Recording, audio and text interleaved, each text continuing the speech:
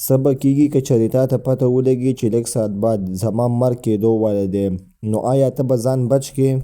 دا فلم داسې قسمه کهانۍ په باره کې دی، نو ویډیو راسه د اخره پورې وګورئ. ویډیو ډېره خوندوره کېدو واله ده. د مووي شروعات وشي او موږ ته یو کس وښودلی شي چې د هغه نوم وي سیم او د هغه ملګری دواړه په یو بزنس ټریپ باندې روان وي او دې سره خپلې ګرلفرنډ یې هم وي. هغه ټایم کې د سیم دی هغه ګایډ دې پسې راشي او دې ته ووایي چې ستاسو هغه نور ملګري څه شو. نو سیم ورته وایي چې زموږ یو ملګری په کمپنۍ کې اوس هم کار کوي او سیم هغه پسې لاړ شي او هغه ځان څه بیا راولي او ټول بس ته وخیږي. دا بس چې کله روان شي نو دا یو پول ته ورسي چې په هغه پول باندې کار شروع وي، خو سیم په دې ګاډي کې ډېر زیات بېچینه وي. بس چې کله دې پول ته وخیږي او په دې پول روان وي نو سیم هلته کې وویني چې د خلکو په پول کې ځای په ځای کندې کړي دي او دغه ټایم کې ګاډی بریک والي او د سیم دا ګوته په څه شیز باندې خوږ شي. سیم دغه سره نور هم ډېر زیات پریشانه شي.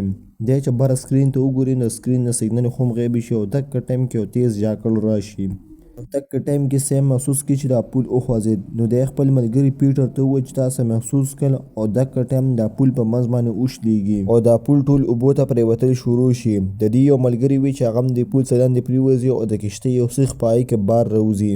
سیم د خپل ملګري د لاس نه ونیوي او د هغه ځای نه تښتي. د دې یو بله ملګري وي چې هغه را پرېوځي او د هغې نه چشمې پرېوځي ځکه چې د هغې نظر نه لګي او دغه ټایم دا ټول پول لاندې مات شي.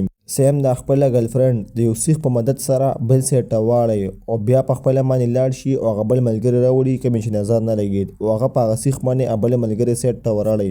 خو دغه ټایم هغه سیخ رامات شي او هغه هم سیدې لاړ شي اوبو ته پرېوځي او د پاسه نه پرې بل یو ګاډی ورشي او هغه مړه کړي. دلته کې د سیم د ګایډ هم پول پسې نښتی وي او بره راخیږي او په هغه باندې ګرم تارکور ور واوړي او هغه هم د بره نه پرېوځي. پول چې نور پرېوځي نو سیم د زر رامنډه کړي او یو ګریل ته راودانګي او د هغه ګریل په مدد سره دې دواړه بره باندې راخیږي. خو بره یو ګاډی ولاړ وي او په هغې کې سیخان او هغه سیخان را پرېوځي او په پیټر کې ټول ننوځي او هغه هم مړ شي. چې کله سیم را بره کېږي نو بر یو سیخ راشي او سیم هم په منځ باندې نیم کړي. دې سره سیم ډایرکټ را بیداره شي.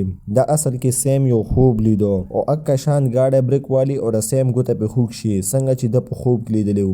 دی چې ټي وي ته وګوري نو اکه شان سیګنل هم غیبې شي. نو دی زر زر راپاڅېږي او خپلې ګرلفرنډ ته وایي چې ما سره راځه دا پول پرېوتو والی دی او دی دا ګاډي نه راکوشي. دغه ټایم کې ورسره پیټر او د هغه ملګري هم ورپسې وروسته راکوشي. چې دی څنګه راکوشي نو دا پول په کرک کېدو باندې شروع شي. نو دی زر زر هلته کې وتښتي او سیم پسې شاته لاړ شي او د پول نه واپس راوځي او دی ټول بچ شي او دا ټول پول لاندې پرېوځي. چې سبا شي نو سیم پولیسان خپلې تاڼۍ ته راوغواړي او ده نه پوچھتاچ کوي چې تا ته آخر کار څنګه پته ولګېده چې پول پرېوتو والی دی. نو سیم ورته وایي چې ما ته هېڅ څه پته نشته دی، بس ما یو خوب ولیدو او ټول واقعیت هغه شان شروع شو. نو په دې وجه ما ټول ملګري دغه پول نه راوباسل.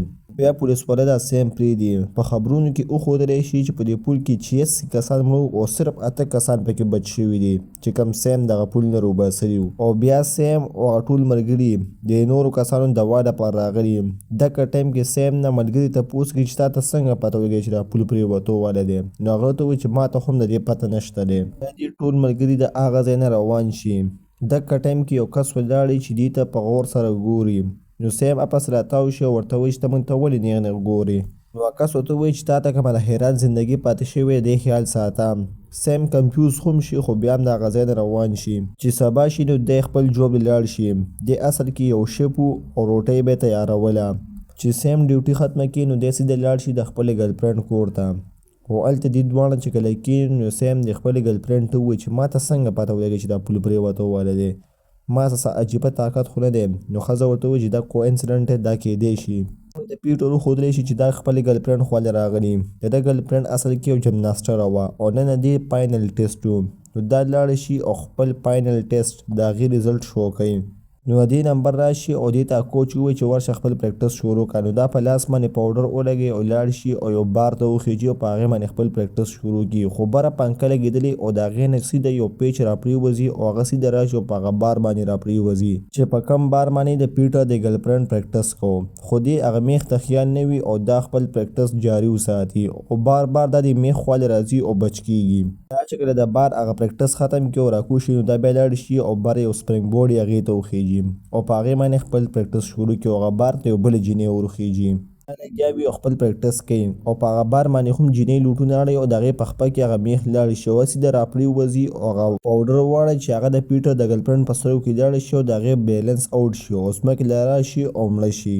سیم ته چې کله خبر وشي نو دا د پیټر خوا له هغه کلب ته راشي او پیټر له دلاسا ورکوي خو سیم دقه ټایم کې وویني چې هلته هغه کس بیا راغلی چې کوم دې سره په قبرستان کې ملاو شوی و چې سبا شي نو دې خپلو کارونو لاړ شي. سیم ډېر زیات پریشانه وي او خپلې ګرلفرنډ ته وایي چې دا عجیبه عجیبه کارونه موږ سره ولې کېږي.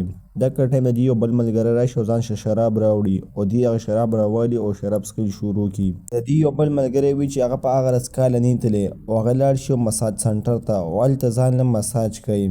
چې کله دی د مساج روم ته لاړ شي نو هلته هغه ښځه یو بمبتي ولګوي. د هغې نه بعد بیا د له مساج شروع کړي او هغه نور ملګري ناست دي شراب څکي او اچانک یو ملګری راپاڅېږي او دې ته وایي چې زه خو د سترګو ډاکټرۍ له تلم او بیا د هغه ځای لاړه شي.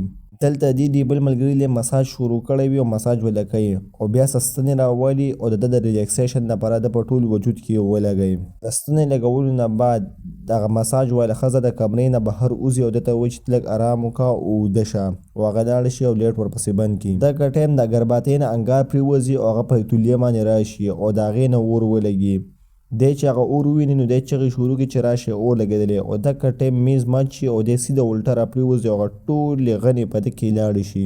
دی چې راپاڅېږي نو دغې ټولې ستنې تلي نو دی هغه ستنې ځان نه راوباسي او دغه ټایم یې مومبتي راپرېوځي او په کمره کې نور هم اور ولګي. هغه اور نه یو سیټه راغونډ شوي او دی وایي چې زه بچ شوم خو د بره نه یو ګلدان راپرېوځي او د سر په مخه سره وچکېږي او مړ شي. هلته سیم او هغه ګرلفرنډ په اوفیس کې ناست دي او پیټر ورپسې راشي او ورته ووایي چې زموږ هغه بل ملګری په مساج سنټر کې مړ شو او دوی بیا د هغه لاش د اخیستو لپاره هلته لاړ شي. هلته کې سیم وویني چې هغه کس بیا راغلی دی نو سیم د هغه پسې شاته لاړ شي او د هغه نه تپوس کوي چې ته موږ پسې اخر کار ولې را روان یې.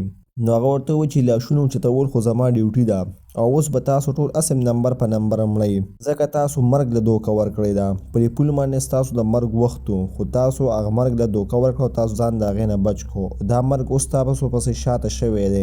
ورته ووایي که چېرې تاسو بل څوک مړه کړل او د مرګ نه ځان خلاص کړو نو ټیک ده کینې دا مرګ به تاسو پسې وي او تاسو مړه کوي او بیا هغه کس د دې ځای نه لاړ شي. دا کس د تو نه بعد پیټر سیم ته ووایي چې آیا موږ به ټول مړه کېږو. نو سیم ورته ووایي چې نه زما ګرلفرنډ به بچ کېږي ځکه ما په وخت باندې دا بل سیټ ته د پول نه اړولې وه او بیا موږ ته هغه بلې جینۍ وښودلی شي چې کومه د سترګو ډاکټر نه راغلې وه. نو سترګو هغه ډاکټر دا هغه کمرې ته بوځي چې کوم زګیري له اپریشن کوي او دا بیا په بینچ باندې سم دی او دې له بیا هغه سترګه سیټ کوي چې کومه سترګې له دې له اپریشن کېدو والی و. هغې ته یو کلیپ ور واچوي او هغه سترګه ولې مکمل کولا وکړي او دې ته وایي چې مخامخ د لیزر لایټ یعنې دې ماشین ته ګوره او بیا هغه ماشین آن کړي او هغې ته څه ډیټا انټر کوي خو چونکې هغه سره نیم پایل وي نو هغه پایل پسې بهر وځي او دا په دې کمره کې یوازې پرېږدي. چې هغه ډاکټر ووتو نو هغه ځان سره څه اوبه واړولې چې د هغې له وجې به بجلۍ کې شارټ سرکټ وشو او هغه ماشین سټارټ شو.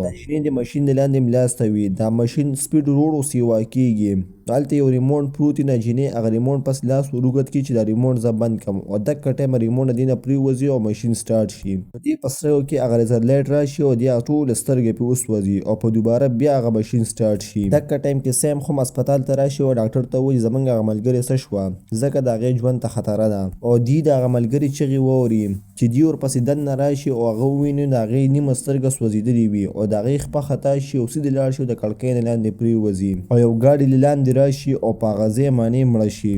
دې واقعې نه فوراً بعد سیم او د هغه ګرلفرنډ پولیسان تاڼې ته راوغواړي او هغې نه تپوس کوي چې آخر کار څنګه تاسو دا پول نه بچ شوئ او د هغې نه بعد اوس څنګه ستاسو مرګ بار بار کېږي. نو سیم ورته هغه یو جواب ورکړي چې ما ته پته نشته او د هغه ځای نه لاړ شي.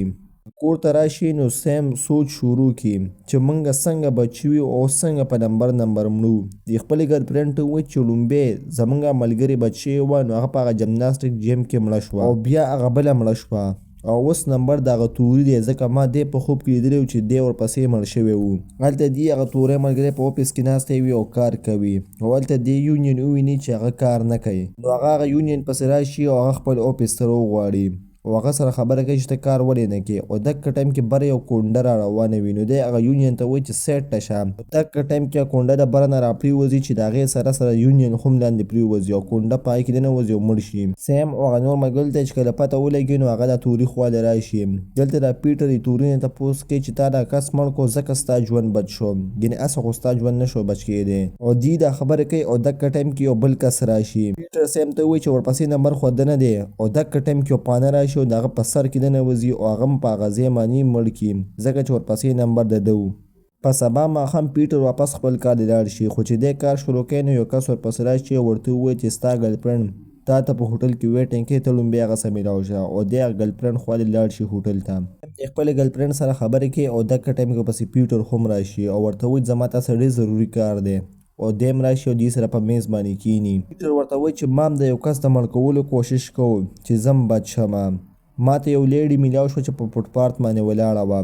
ما غوښتل چې زه به هغې له دیکه ورکړم او دا به یو بس ته ور مخامخ کړم چې هغه به د بس نه ټکراو شي او مړه به شي خو هغه ما ونه کړل او ما ښځه پرېښوده.